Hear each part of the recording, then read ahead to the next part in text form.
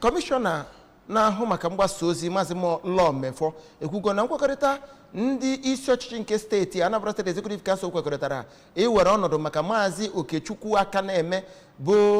bụ n'ihi ịhụ na udo na-achị ya na maka na gọọmenti nwere iru mmadụ bụ ihe dịkarịchara mkpa bụ ebumnobi ọgbakọ ha nwere. Ya bụ kọmishọna na-ahụ maka mgbasa ozi kwupụtara nke a oge ọ na-enye nkọwa banyere ọgbakọ ha nwere agba nke 37 bụ ọgbakọ ha na-adịbe enwekwa izu ụka ọbụla na ihe ndị ha kpebiri maka ya dịka ịhụ na ụgwọ ụlọ ọgwụ aka na-eme bụ onye a na-enye ọgwụ ugbu a na akwụchara ya n'ụdị pụrụ nnukwu iche maka na a na-enye ya ọgwụ ugbu a n'Enugu ma nyekwazi ntụziaka maka iru okporo ụzọ dị iche iche. Chibuzo Obidike wetara anyị akụkọ a.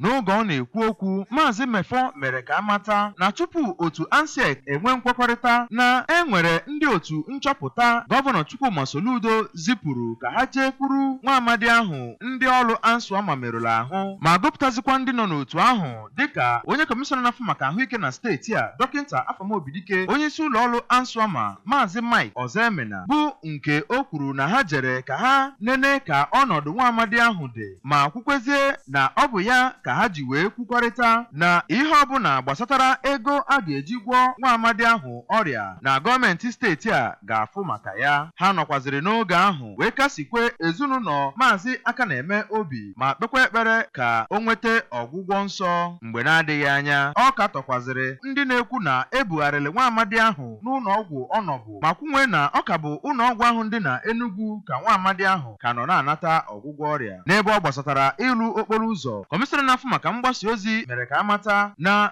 aka na-achị steeti a bụ onye bụ n'obi ịlụgasị ọtụtụ ụzọ bụ nke ga na-enyere ihe a na-akọ akọ na steeti a aka ya nakwazi ndị na-akọ ya. Ịlụ ụzọ ga na-akwalite ọnọdụ akụnụba na steeti a ma kwezie na ụzọ ite ahụ agbapere bụ nke ga-esi na ofu wee fere nke ọzọ.